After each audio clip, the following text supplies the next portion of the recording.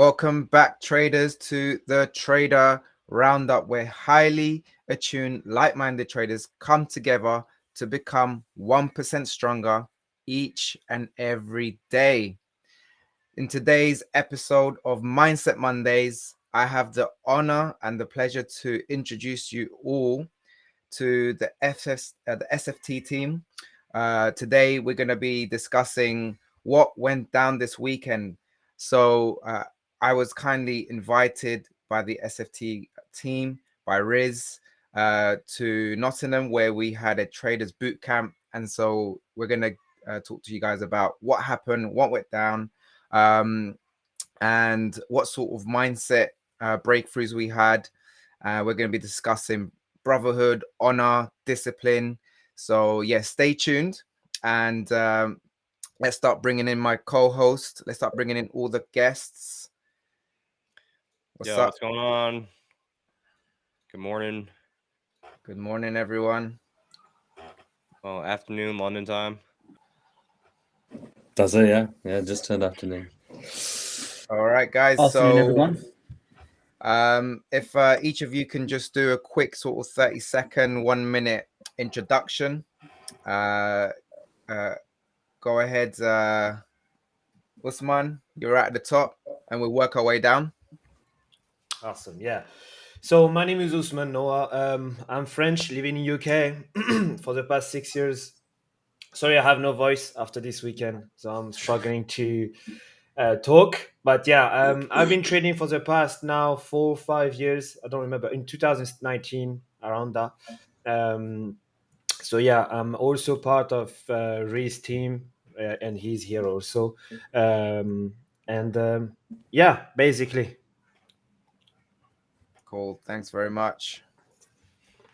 I'll go next. My name is Krishna. Thank you, Rodrigo and Kyle, for hosting this. I've been trading for about 3.5 years now.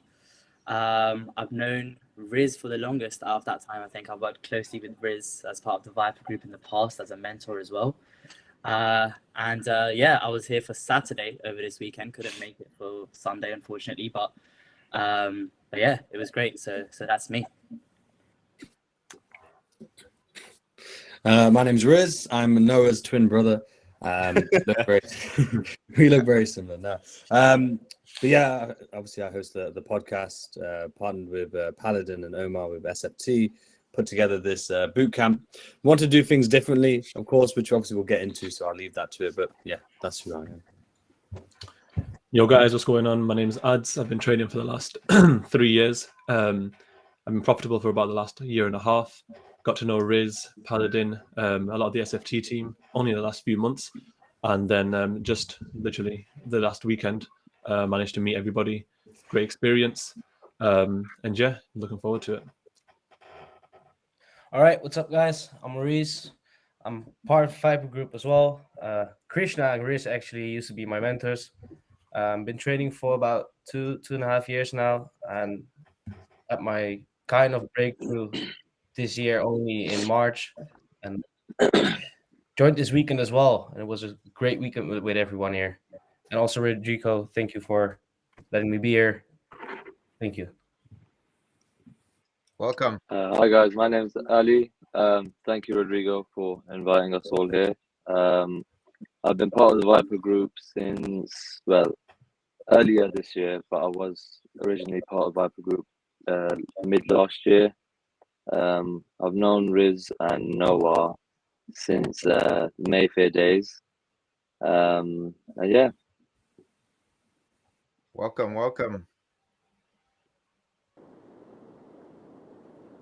Oomzi, you're up. Oh, sorry. Hey guys, yes, my name is Umar, known as Oomzi FX. So yeah, I've been trading for just over 3 years since I actually started Forex, and yeah, the last year or so has been a game changer for me. So yeah, we've been leveling up, and yeah, just every day trying to grow and be better. And yeah, I was at the boot camp as well. Thanks for the invite, Riz. And yeah, just met a lot of great people, great traders. of, I'd say, like, bro, so very good energy overall. Yeah, 100%. So, Riz, tell us what was the SFT Bootcamp all about? What was your vision with it? Yeah, tell the audience what it was all about. 100%. So obviously, coming into the prop firm space in general is our mindset. We want to do things differently. And as you know, in terms of the sort of challenges, for example, there's a bit of a parameter that you're kind of stuck within for the model to continue working. So there's not much you can do on that front. So like, what can we do? Because obviously we are traders and we came into this for the traders. And this was one of our key aspects. So this was more like a test run, if you will. This is more like a test run for what we're going to do, bigger and even better in the future. So I was going to meet up with some of my guys anyway and do just a general meetup. That's what we normally do, just kind of meet up and just network and chill. But we've done conferences before. You've been to those sort of conferences. You've been to sort of like in-person events, if you will, where you might be get a conference hall out and might have a projector and everything, but everyone kind of is flooded with technicals all the time. So for us, it was kind of like, what can we do differently? And therefore, that's where the bootcamp idea came in to, have a hit workouts, do the boxing. Then we chilled. Yeah. It was a bit harder because everyone was aching and in pain by then. But then we did the paintballing the day after. And it was just to mix things up, face adversity, do things as a group. Trading is so lonely, trading is so isolated, just you and your screens. And if anything, if you're lucky enough to be in a community, then okay, maybe just messaging over Discord, for example, or at most, maybe you jump on Zoom. But nothing beats in-person experiences. Nothing beats that energy, especially when you get around people who have the same vision, same drive, same motivation.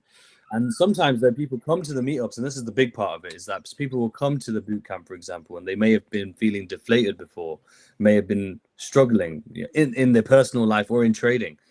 The energy they can get from being around the like-minded people and seeing each other, push each other in the workouts, for example, but either of them, or even go into something like boxing, which they may not have done before, but to embrace that chaos and recognize the comparables of trading and boxing, for example, and just adversity as a whole. So that was the whole mindset behind it, motivation behind it. And like I said, it's like more of a warm-up and like a test run, if you will, what we plan to do in the future. So it was incredible.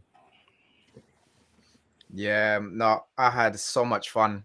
And you're right, it's such a big difference between, because we're constantly behind the screens. And so for me, being surrounded by other traders, talking trading, talking mindset, for me, it has such an impact on myself. It has impact on other traders, because I was getting questions about, because every trader's at a different level, different stage. And I've been trading for 9 years now, and I specialize in the mental edge. So for me to be able to share my experiences, give advice, that for me gives me a lot of fulfillment. But what was the biggest? The biggest thing for me is the brotherhood. It's just there's not enough of that, and I think that it's such a important thing to have, to surround yourself with other men, express yourself, having that masculinity, having that discipline, everyone there working hard. Like when I turned up to the boxing, like I had to push myself physically, mentally, because it was my first time doing boxing, and first time getting punched. But I thought to myself, rah, okay, I'm gonna go step into the ring straight away. So that's when me and Yuri's, we had a little sparring session. And I know you took it easy on me, but I'll tell you what, it was so inspirational. It inspired me to start some sort of martial arts, some sort of boxing, because I realized that as a man, you need to know how to defend yourself. You need to know how to use your body, how to breathe, because it is important to know how to defend yourself.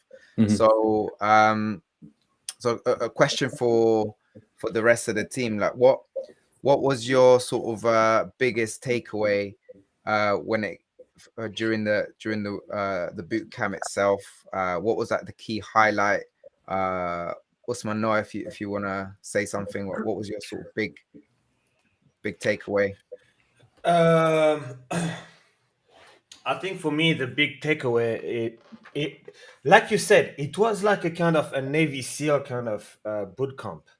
It was where basically everyone needed to be at their high performance, to be able to do the high intensity training and also the boxing training. And one of the stuff that I personally learned, because I took some time yesterday night before sleeping just to be grateful of this whole experience and try to learn from it, is that at a certain point we were all so exhausted after the high intensity training that we started to push ourselves. So in a certain way we were joking about who is carrying the boat, like they don't know me, son.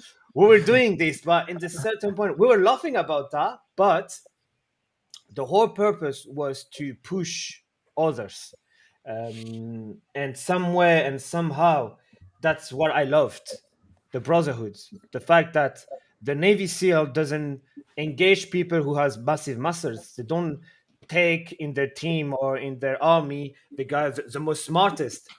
They take those who somehow in some way can find the energy at the end of 3 4 5 hours of workout to help the others. And that was the whole purpose of, at least my learning from this weekend, the fact that after this we went to the boxing and same mentality of pushing yourself.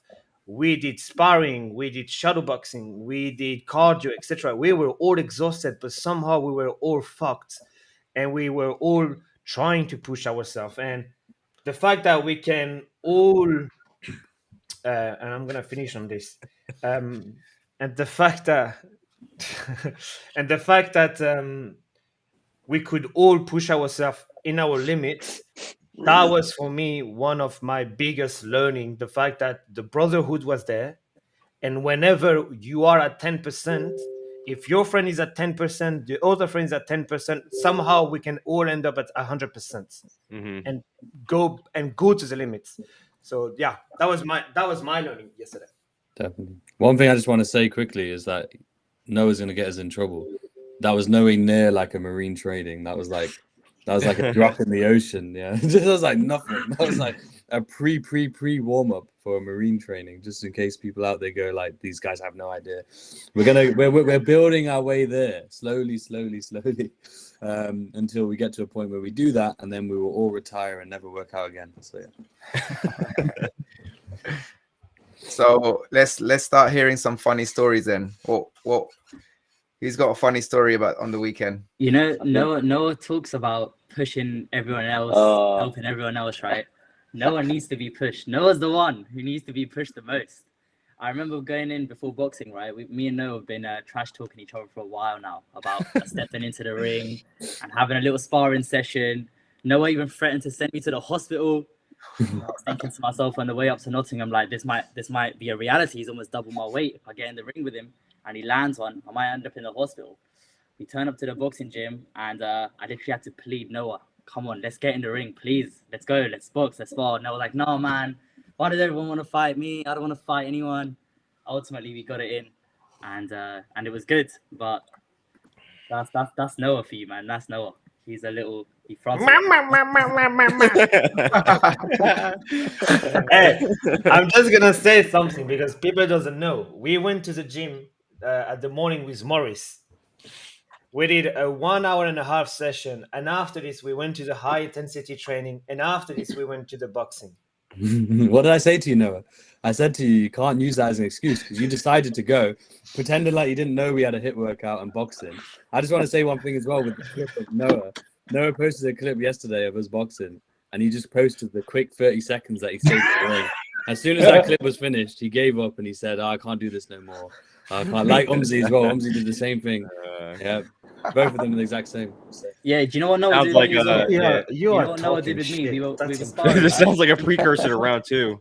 We were about 1 minute into the round, and he stepped on my shoe, and my shoe came off. Before I could even put my shoe back on, Noah's out the ring. He took it as an excuse. He left. So what's going on? Well, it was good though, because we went to the workout, then we went to the hit, and then we went to the boxing. And like usually after that, people will say, "Oh shit, man, I can't do anything." And like, but because of the energy with the people in that room, the only thing I was thinking about, man, I'm so grateful that I could do this, that I had the energy, that I'm able to move like this. And then we went down that stairs, and on the stairs there was like the elevated thing for people with wheelchairs, like, and that was the moment where I realized, man, imagine if you were sitting in a wheelchair, you could not, or you're not able to do all that. Mhm. So Yeah, the really thing cool. is, when you're in a huge group of people, right, you don't want to be the guy that's like, no, I can't do that, Exactly. or I'm not going to do this. Like I didn't have the ability to be there, unfortunately, because with all the travel and stuff. But you know, we kind of had our own little trader retreat with me, Kit, ICT Concepts, Omar, and Paladin Mhm. 2 weeks ago, right? And it was almost the same type of environment, right? I took them to a CrossFit workout in the morning. It was extremely difficult. Usually, people are done for like 2 or 3 days after that. You know, did an ice bath and then took them up a really steep hike. They thought it was going to be a nature walk. It was like a really tough hike, and they were like, "I'm not having fun right now." I was like, "That's not the point. The point is not to have fun. Like the point is to make it to the top and feel accomplished, right? And not quit halfway through because your mind wants to go to that dark place and be like, I want to quit. I'm sure you guys experienced the same thing this weekend. So like, I think it's so important that these types of trader retreats are viewed as like a way to sharpen your mental edge, right? Because your mind is going to go in that dark place and you're going to want to quit, like Noah. I was just kidding. Yeah, you're going to want to quit, but it's about like facing that adversity and just powering through it, right? So like, what was your guys' experience of that? Like, did you all want to quit at some point, or you just kept going because you were having fun? Like, what was the case? Honestly, I remember because I was most excited to specifically for the boxing part, Yeah. right? To get So into the ring for me and personally, especially. before the hit workout.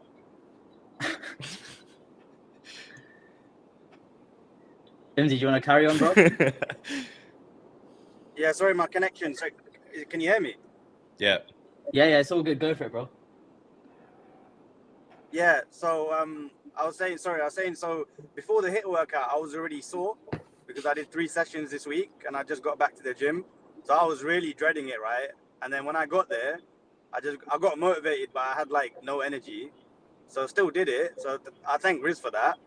And then, you know, I think one of the bigs for me for this boot camp in general was just the fact that, you know, I feel like we out of our comfort zone, whether or not you think you did, like we did, you know, because if you have no energy and you're still pushing through, you're taking yourself out of your comfort zone, right? Yeah. And that's one thing that you need to always do, even in your trading. You need to be out of your comfort zone, right? So I think that's one of the big where you just keep pushing, and that just goes for life, not just for working out, right? So I think it was really good motivation and really good sort of mindset reset in a sense as well for a lot of us. That's how I felt anyway. 100%. And I think, I think it was Kyle who just mentioned when you're in a group, you don't want to be the one guy who's the one who's like, I can't do it, or, I need a rest. And I remember, as I was mentioning earlier, I was really, really excited and, super hyped up for the boxing side of things, where I kind of underestimated how hard that hit workout was actually going to be. And in my mind, I was just like, yeah, we'll do a quick half an hour hit workout and I'll be pumped for boxing. I'll be ready. And I remember like literally 15, 20 minutes into this hit workout, I was thinking, yo, boxing after this is going to be, that's going to be a mission.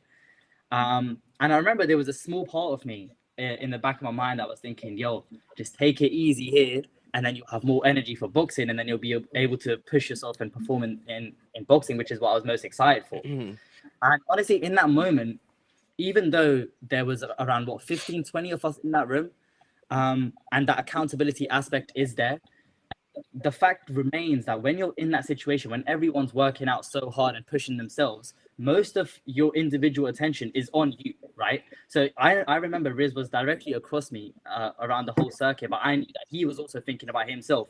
He wasn't looking at me thinking Krishna's not pushing himself or he's taking it easy. So realistically, I had to hold myself accountable even in that situation, right? I didn't want to, let myself down. Because I knew that even if I do save up the energy and end up performing in boxing, it might look great and I might feel good, but in the back of my mind, I'm gonna know I didn't push myself as much as I could have, and I think that's what really matters the most, you know. Yeah, If I was there, I would have made you guys lift heavier than 5 kg dumbbells, though.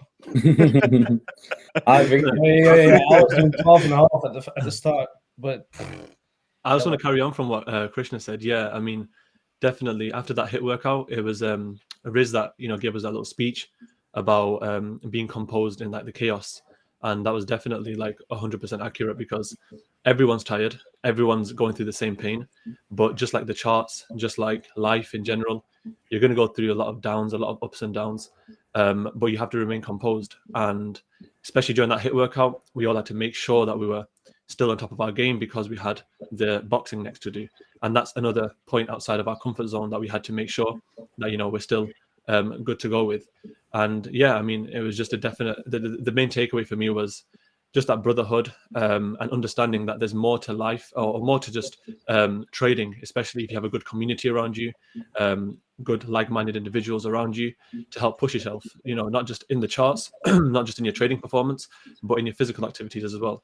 And yeah, that for me was a big takeaway, because I mean, at the end of the day, iron sharpens iron, right? And being around people that are going to push you, it's only going to improve you. So yeah, you're the average of the the 5 people that you're around, and being around these types of guys, it was definitely worth it. So that whole boot camp, the physical activities, I mean, even after the hit workout, the boxing, me and Paladin get into like a little arm wrestle competition. We were ready to do like press up competitions, just friendly competition, and that's what you need around you, but no, definitely very good experience, and definitely looking forward to the next one. So who won the arm wrestling? I just saw one clip. Yeah, it was literally I won 3, and then Paladin won 3, but I had 2 arm wrestles with Arman prior to it, so my arm was dead, but he managed to bring it back like Goggins. Love that. Yeah, there's a lot of science behind, or like neuroscience behind working out in a team, like in terms of social interaction and bonding, because you have these neurotransmitters like oxytocin, dopamine, endorphins, and when these neurotransmitters are activated, they promote feelings of bonding, trust, cooperation, and so whenever you want to promote these, you want to be doing it with others, you want to be doing it with like-minded individuals, and that's what it's all about. Because on your own you can only reach so far, right? But together you can reach much further, and with trading it's so easy just to do it on your own, and that was kind of where I was at. Was just in my first 4 years, that was a lot of it was on my own. I had my cousin as well, but I was quite, at the time there was not really any communities that I felt were going to enhance me or make me a better trader, a better individual. But it wasn't until like 4 years in, when I was on a trading floor, other traders, that just leveled me up to another level, because I was probably the least experienced, least profitable in the room when I started, and then you work your way up. So I think that's really what it's about. So if you're out there listening and you're on your own, just there's plenty of communities out there. Well, not plenty, but there's a few. You got the communities, you got the boys here, different communities that you can be part of, and definitely reach out to and engage with the community. So for example, if you're struggling with your charts, post your charts. Even if you think you got it wrong, post and get feedback. If you're struggling with psychology, mindset, talk about it. Because if you just hold it in, if you bottle it in, that's gonna really affect you big time. So yeah, I think we definitely need more of these type of boot camps in the UK, in the US, in Europe. So I'd love to be doing retreats as well at some point. So yeah, definitely more is needed, 100%. So can I say something? Yeah, go ahead. What was nice as well with the boxing, we had at the end we had so we all had like partners, and then we had to switch partners and everything. Oh yeah. And then I had to fight against Krishna, and I know that like Krishna, he can box and everything. So I was like a bit scared because I know he was gonna hit me, and I was not used to getting hit. And we were talking about it, and at that time he said like it's just like trading, you know, you gotta take losses, you gotta take hits. So when you're facing someone, it's just like you gotta just accept it. So I would say for traders, get maybe into boxing or some martial arts just to like you're gonna get hit anyway. As soon as I got that, well, I'm not a good fighter, but like the movements and everything, they got a little bit better because I was accepting that okay, I'm gonna get hit by Christian anyway because he's a way better fighter than me. So that really helped me. Well, not help me, but made me realize and translated that to trading. Yeah, bro. Go ahead, Osman. Go on, now. Yeah, just quickly about what Rodrigo said about emotions, dopamine, and stuff. One of the biggest scam right now is that after all the energy, emotions was high this weekend, we are all going to face the drop off today, which is we're gonna get knocked out, tired, lazy, wanna do nothing, and that's for me the biggest scam right now because you're gonna get fucked. And please listen to me on this. Usual, get back to work. Like it's like another Monday, like usual. Like we can't let our dopamine being at the lowest and get lazy and do nothing today. We can't do that. We need to get back to business again as usual, and get the routine. I said, even like I said to Reese this morning, yesterday, I said, yeah, we go back to gym today. Well, maybe physically we can't, but if we can, let's go. Otherwise, let's take one day off. But all the rest, which is trading, which is cool with students, which is doing YouTube videos, or do the work that you used to do, we need to keep we need to keep this going on. We can't do anything today. We can't be lazy. Otherwise, this is where we're gonna start to create some bad habits, and that's dangerous because the comfort zone is here, bro. Like I can tell you right now, I can go to the living room and just do nothing because I'm tired. But if I do that, I'm gonna start to be in my comfort zone. So we need to keep going right now. Even though we are all tired, we need to keep pushing. Yeah, you almost have to pretend like you're still at boot camp, right? Like you have to take that positive momentum that you got and just know like I'm gonna keep pushing myself even if I'm tired today. Because if my friend was next to me, right, he's gonna be yelling at me like, even though you're sore, even though you're tired, we're going to the gym. It doesn't matter. And it's Monday. What you gonna do? You're gonna sit down and do nothing on Monday. That will cause the rest of the week to be downwards. It needs to be upwards. Yeah.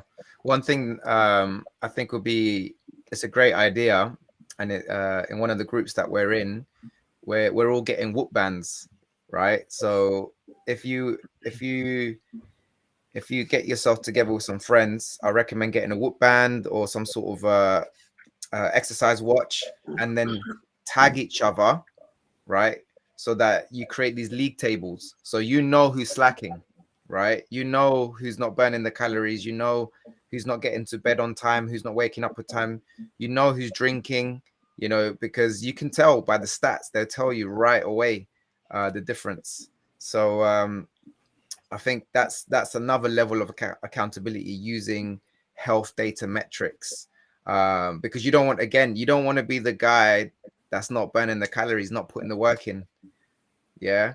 And you don't want to be at the bottom of the table either, right? So that means you didn't work hard enough in the gym. So yeah, definitely utilize the technologies and the people around you. I think that's really, really important. So I'm going to start bringing in questions from the audience. So audience, those who are here live with us, we appreciate you guys. If you got any questions, I know there was a question that was just posted. If you can post that question again, that will start coming up in the chat. And if you got any questions to any specific speaker, just mention them by name, and you know, they'll ask you that question. And if there's no questions, then I'll start asking everybody the questions. So it's a question from Nigu Dade. how to overcome break-even trading. Who would like to answer that?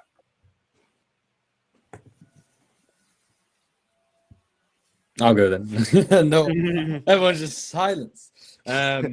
But yeah, no, in terms of overcoming break-even moment in trading, if you mean like as in your stats are showing break-even, then I would say it's all about journaling. It all can be found in the data. A lot of the answers can be found in the data, because if you're at a point where you're finding yourself a break-even, it usually means that you've gone through the technical aspect to have an edge of some kind, or at least try to find an edge in the market. So it's not your technical side by that point. More than likely, is you need to look at your data. And that's why journaling is so important. A lot of people, it's a tedious task, you know, depending on how you do it. Because at this point now, because a lot of you guys have obviously been trading for a good few years now, so you guys will know what I mean, where now you have the options to have these automated journals, like TradeZella, for example, or any other of these automated journals that are coming up now. So you have so many options now to make it easier for yourself. Now, there is a negative of that, of course, which is that you can be lazy, right? It can just create laziness and therefore, not maybe be as powerful as actually manually journaling. So, there's people who use Excel sheets, for example. Excel sheets, for example. There's people who use just still pen and paper, for example, right? But journaling, because with that data, you'll be able to see, okay, where are the patterns in my trading, the positive patterns, the negative patterns. Your sole aim, maybe that's what's causing the break even. Another thing would be, though, and probably more importantly, a lot of people who find themselves at break even is because they're breaking their plan. They're breaking their edge. They're taking trades outside their edge.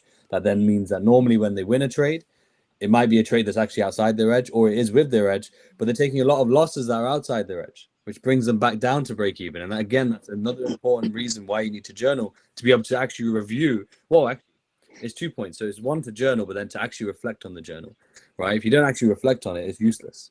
Right? I know there's a lot of people who do that as well. They collect screenshots to create all these documents, never actually look at it. And so it's those 2 points, I would say. That would be my. Yeah, we're all guilty of that. We're all guilty of that. So got another question here. That was a funny question posted, man. While you were speaking, Riz. Sorry. He wants to respond to that question. Just stop being a little.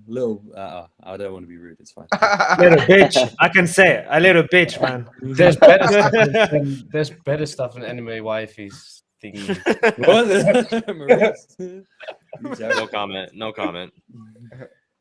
So, all right, I'm going to start. There was a question by Azam.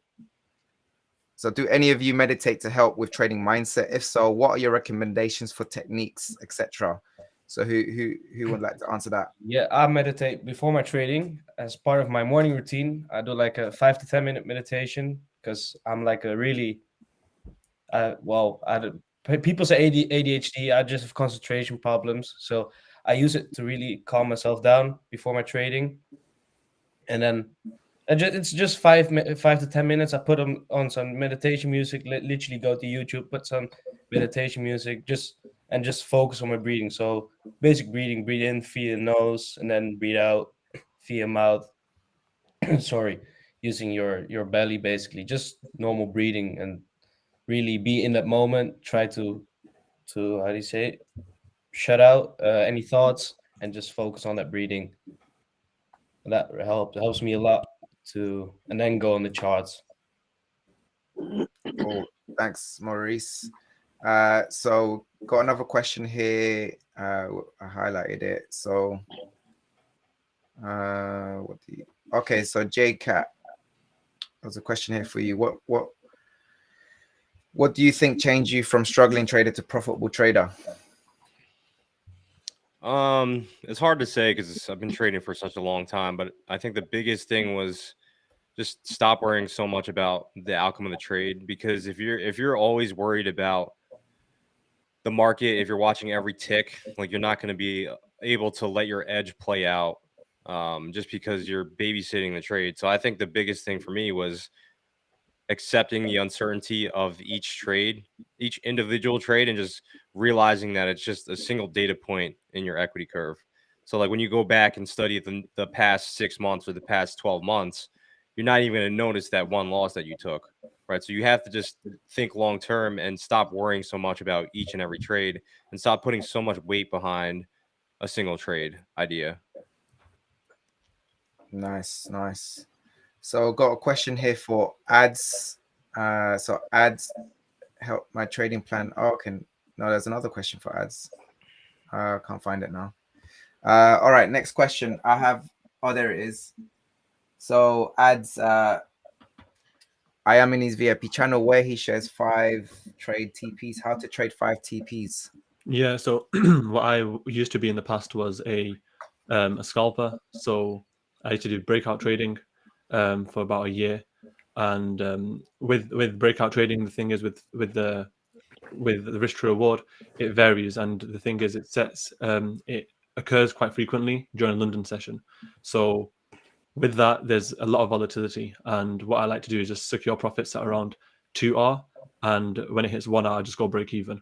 And then if the trade flies because of volatility, it can hit up to usually 5 times the risk that we've put on, but usually it's around 2R. So it's a varied question. It varies. Cool. All right, thanks for that. So let's see. Okay, I like this question from Bossman. How do you guys manage expectations? I find I'm trying to complete tasks in a day, and those days I fail to complete my task. I feel bad. Any usual swing to the negative side for a few days? Honestly, this is one of the best questions I've seen in a while when it comes to the trading space and the trading community. And one thing I feel like it's important to understand when it comes to something like this is that, and I feel like this is something that people might understand already, but feeling overwhelmed or dealing with a situation where you're not being able to be as productive as you think, and not meet your expectations is usually a lack of organization, right? And even before that, when it comes to setting goals for yourself, the only way in which you can really set expectations for yourself that you can't meet is by taking steps that are too big, right? If you control and manage your expectations in a way where you build step by step, take small steps every single day, and then get to a point where how productive you can be in a day, exactly what's possible in a day and what's not. You're not really going to be in a situation, often at least, obviously there's exceptions, but you're not really going to be in a situation that often where you find yourself not being able to meet your own expectations, because first of all, that's the beauty of the trading space in the first place, is that you manage your own expectations, and you can control exactly what it is and how much it is you can get done in the day. And so if that's something you're struggling with, then really you need to reflect on yourself and have that awareness yourself, and take small steps to get to your goal rather than taking big, huge jumps, if that makes sense. And I know there's a lot more you can add to that as well, but that's one thing I would definitely say, is to manage your expectations and have small management steps every day. Yeah, it's like Just are you just stepping up? Yeah, go on. Sorry, just to add to Krishna's point. So he's spot on, right? But you need to be very realistic with your expectations as well, right? A lot of people, they take on too much in their life. They have too much load going on in their life, and then they wonder why they're not able trading. So the moment you start to be more realistic with your life and how you are as a person, the sooner you'll start to see some sort of growth in different parts of your life, right? I'm guilty of in the past where I would spend all my time trying to look at charts where I'm still working a job. I still have loads of responsibility things with family and whatnot, right? And then I wonder why I'm making no progress. So at the end of the day, set your goals and actions accordingly to your limitations you have at the time, and then eventually you'll see what works for you, what doesn't, and then you'll be able to allocate your time a lot better as you go forward in your journey. Sorry, that's just something I wanted to add. Yeah, no, because I'm guilty of this as well. Just you really got to ask yourself: am I just stacking up things I want to complete, or am I really planning? I got to do this, this, and this today, or is it just 1,000 things you want to get done, and then you're not happy because you didn't get everything done because it's just way too much in one day?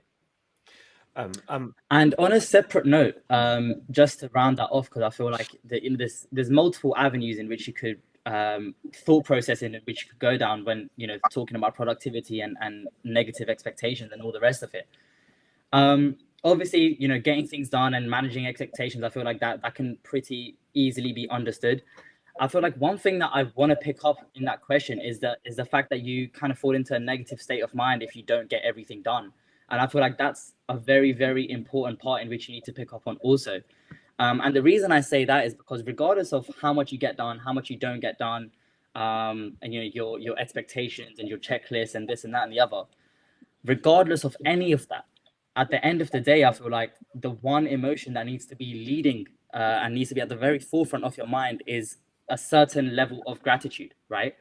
And if you're struggling to kind of feel that, I feel like that should also be a focus point for your mindset, right? So the expectation side of thing and having realistic expectations, understood. Regardless of that, focus on feeling grateful and practicing gratitude for the things you do have, and that's ultimately gonna relegate any possibility of you feeling it or falling into a negative state of mind. Yeah, I'm gonna add one more detail also into everything. Is that rather than doing your day based on task, manage to get some times to get some of your tasks done. What I'm saying by that is that rather than saying to myself, okay, I'm gonna do one video today, I'm gonna do my best in 1 hour to get this video done today. So maybe you can get it done in 30 minutes. Maybe you can get this done in 45 minutes.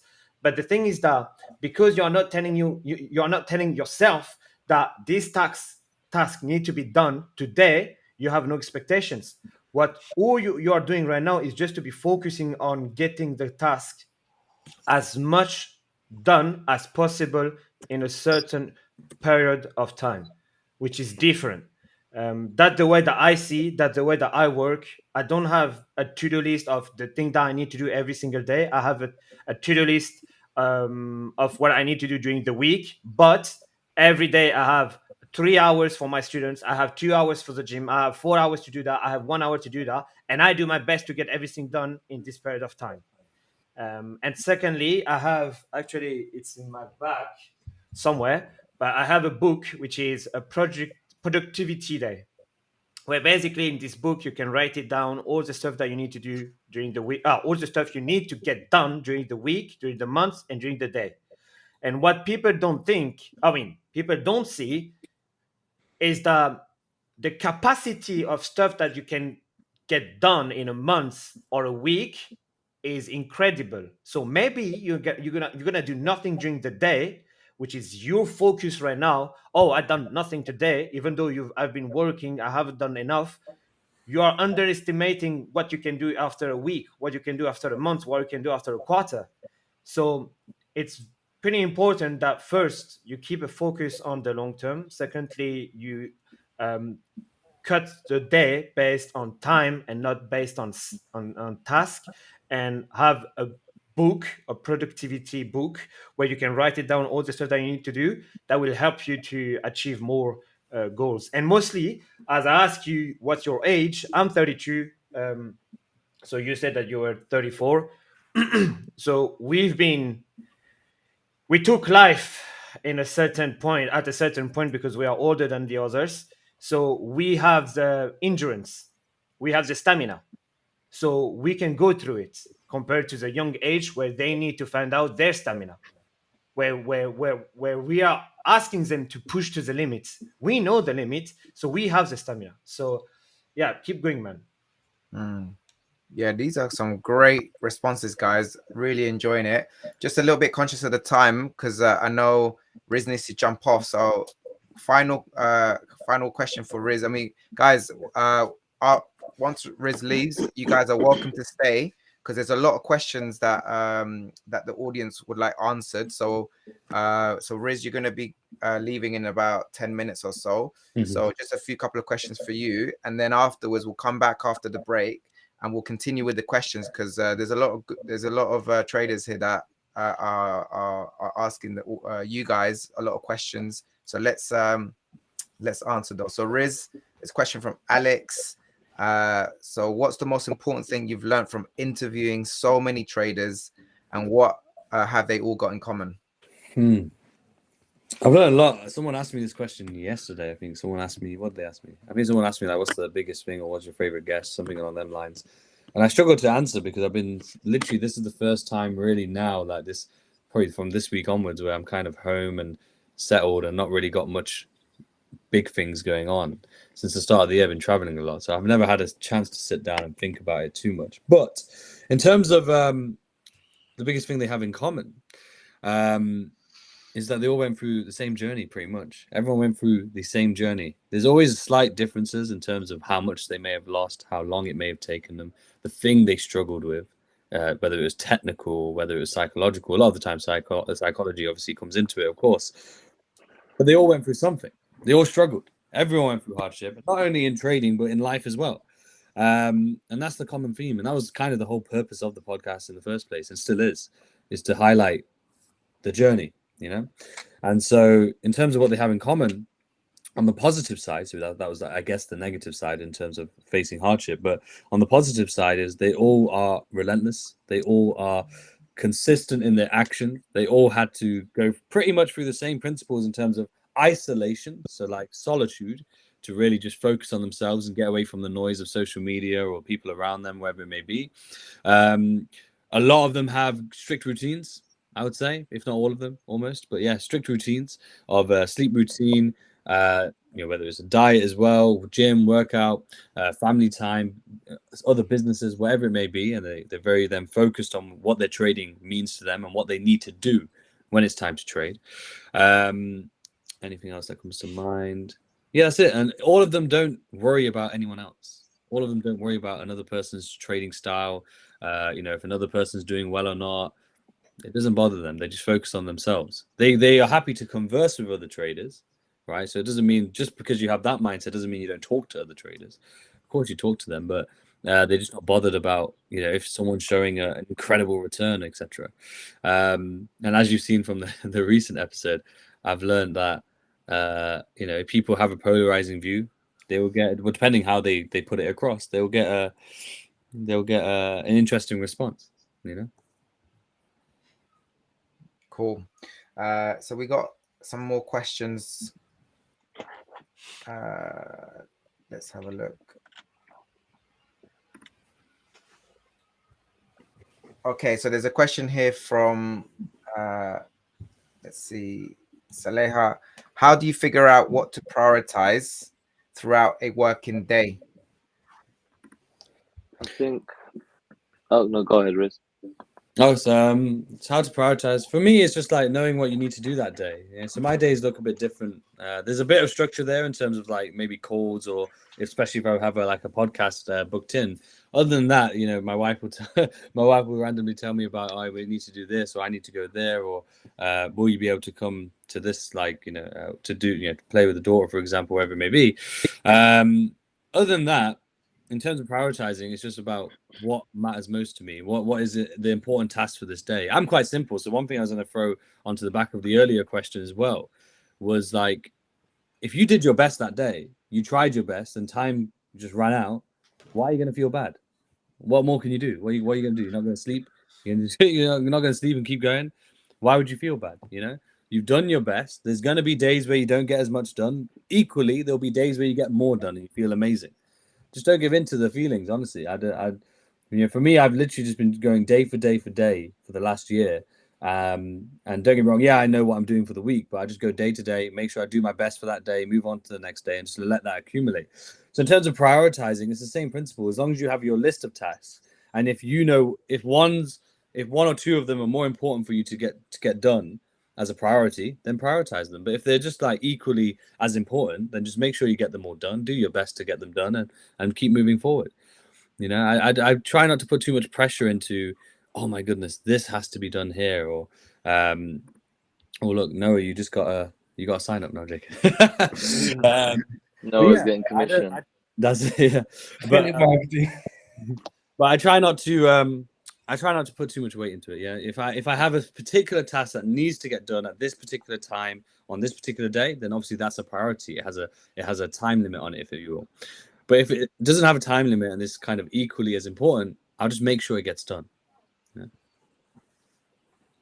Nice. Yeah, Yeah, I think I think it's as well like if you got have like task like a business task and reading a book, what you gonna do first? Well, first you gotta do the business, right? Because that's what's compounding. Book as well, like it gives you knowledge, but what's bringing you revenue, that's more important, at least if you ask me. So that's what you're gonna do first in terms of prioritizing the things that compound, and then the things that add to that after.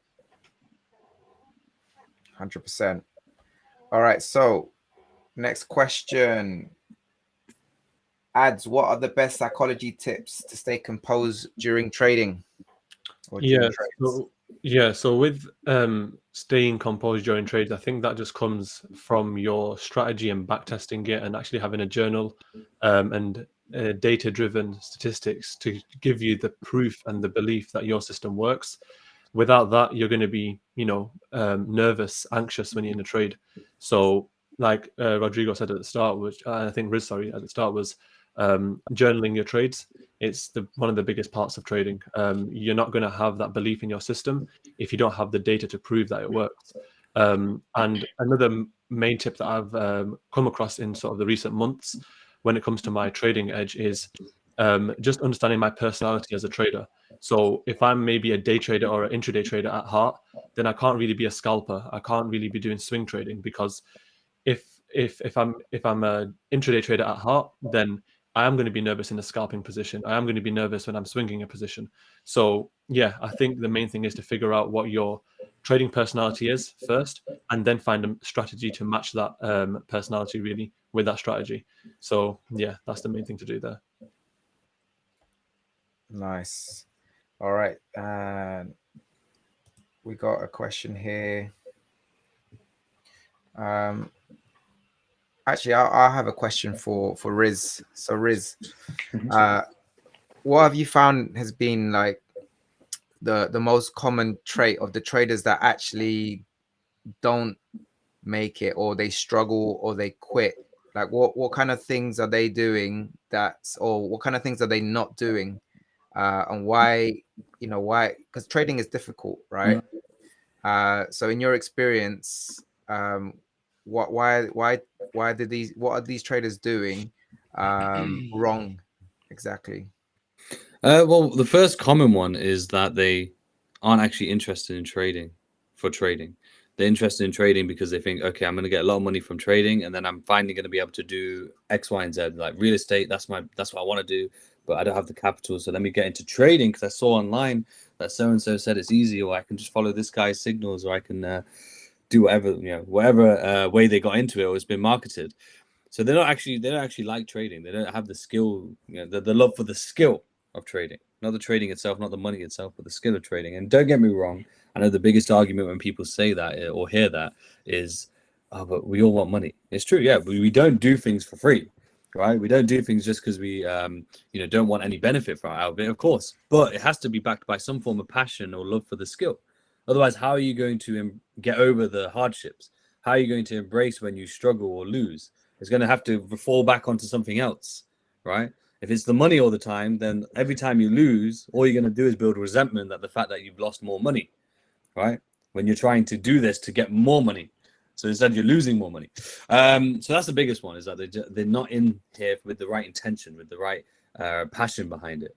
Because otherwise, because let's say real estate is a prime example, right? Because if you are interested in real estate and you don't have the capital to do it at the level you want to do it, so like buy and rent and or flip the real estate or property, then there are ways you can get into it, right? There are ways you could deal source, for example. So you find a good deal and you sell that deal to an investor, and then you just make a little markup, and then that's how you can build your capital slowly. And there's people who do that and make 6 to 7 figures a year, just do deal sourcing, right?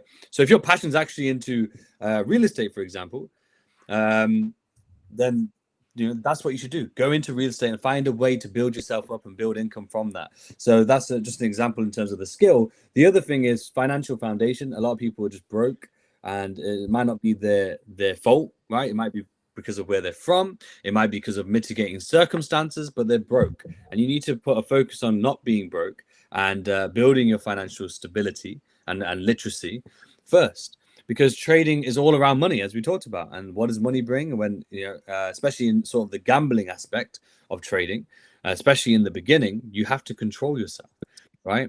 And that control and that emotional intelligence won't be there straight away, of course. So you need to be able to handle that with your financial foundation, having your cash buffers, for example. They're two key things. And the other thing is just literally consistency in terms of their actions, right? A lot of people, unfortunately, I've seen it. And I was one of these people, no doubt. And probably some of you guys will be able to relate, of just, turning up, doing the work for a period of time, maybe a few weeks, maybe a month, maybe a couple months, as in watching videos, watching content, practicing, back testing, journaling, whatever it may be. And then you slip up. As a human being, you slipped up, you made a big mistake, which you shouldn't have made, but you needed to learn it. But instead of actually just going back to it, then taking it on board and going back to it and trying to push yourself and stay consistent, you then took 2 or 3 months off, right? And then you do the same thing over and over again. And by now, 3 years have gone by. And now you're telling people, I've been trying for 3 years, but in reality, you've actually tried for maybe 9 months. If you added up the time you actually trying to do it. And that's the biggest one right now. No, I'm gonna beat you up now. I'm gonna beat you up. I saw that, mate. Yeah, you're dead. You're dead. We have a pact, yeah, and he's broken it on day one. Just wait. Wait, a second. You also did a pact. You also did a pact about the shisha. Yeah, exactly. It's day one today. We start today. Yeah, no, don't try that. Yeah.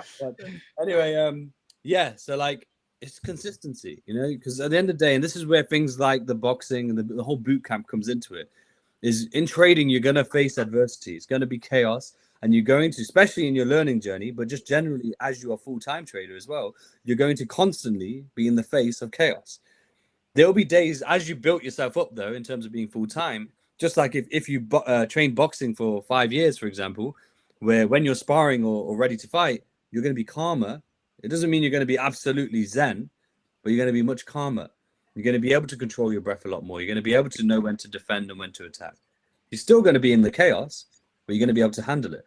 And it's the same with the trading. While when you're learning, you're going to have to embrace that chaos. If you get scared every time you face some chaos and some adversity and you go and take a step back for a huge chunk of time, you're just prolonging your journey, right? And a lot of people, unfortunately, that is their journey. It's constant. And there will be no end unless you fix those key things that I just mentioned, because otherwise that same, and essentially you're just a gambler then, unfortunately. And that's why I always say to people, think about it. If you've been doing that for a good few years, step back and reflect on that. Reflect on the fact of, do you actually enjoy the skill? Because if not, get out of trading. If you do you have the financial stability? If not, stop trading, right? Until you have it. And if you aren't willing to face the chaos, get out of trading, because you're not going to be able to do it. But if you are willing to recognize that, okay, I like the skill, great. I don't have the financial foundation. Okay, let me get to work on that whilst I do my technicals and my practice and watching content. I'll build my savings up, get that ready, right? So then I can start to trade down the line. I'll be ready to trade down the line because I've done the data, I've done all that work in the meantime. If let's say you have the financial foundation and the skill, you love for the skill, and now it's just about you being consistent. Stay consistent, right? You'll make mistakes, no problem. Why is it no problem? If you learn from them. If you keep making the same mistake, that's why you have to stay at it and be journaling, and not only journaling the data, but journaling your thoughts and stuff, so you can reflect on these things. And again, back to earlier, difference between collecting the journal and that data and then reflecting on it. But if you're able to do that, you will progress. If you work at something every single day for, I say 6 months, you'll see some progress, but let's say a year, you can guarantee yourself progress, not results in terms of like profitability. I can't sit here and say you do 1 year's worth of work and you will have 10% a month guaranteed on your trading wise. No, but what I can say to you is if you do 1 year's worth of work properly, you will guarantee to progress. You're guaranteed to progress, right? And if you keep doing that and compound that over even longer, you will guarantee to progress. And the likelihood and chances in terms of statistics of you being successful is going to be very, very high. But yeah, that wraps me up. Fantastic, guys. I just want to say thank you very much to the SFT team for organizing the trader event. I want to thank every single one of you for today. Every single one of you dropping bombs, Riz right at the end, dropping gems. I want to thank my co-host JCap Effects for helping me out. Guys, it's been an absolute pleasure. We didn't get through all the questions, but we're going to wrap things up. And if you want to reach out to any of the guys here in the panel, there's links in the description below. And want to once again thank everyone here. I can't wait for the next boot camp. And yeah, definitely keep me in mind when you organize that. I'll definitely come down. And so, guys, once again, thank you. And the next Trader Roundup will most likely be Funded Fridays with JCap FX. And until then, stay disciplined, stay focused, follow the advice of the panelists. And look, guys, if you need any help, reach out to any one of us, and we'll be more than happy to give you that support. Yeah, thanks, everyone. Get your ass in the gym today. That's it. Yeah. Who's gonna carry the boats? You know me, son. All right. Take care, guys. Take care. Cheers, guys. See you later. Have a good one. Take care. Bye.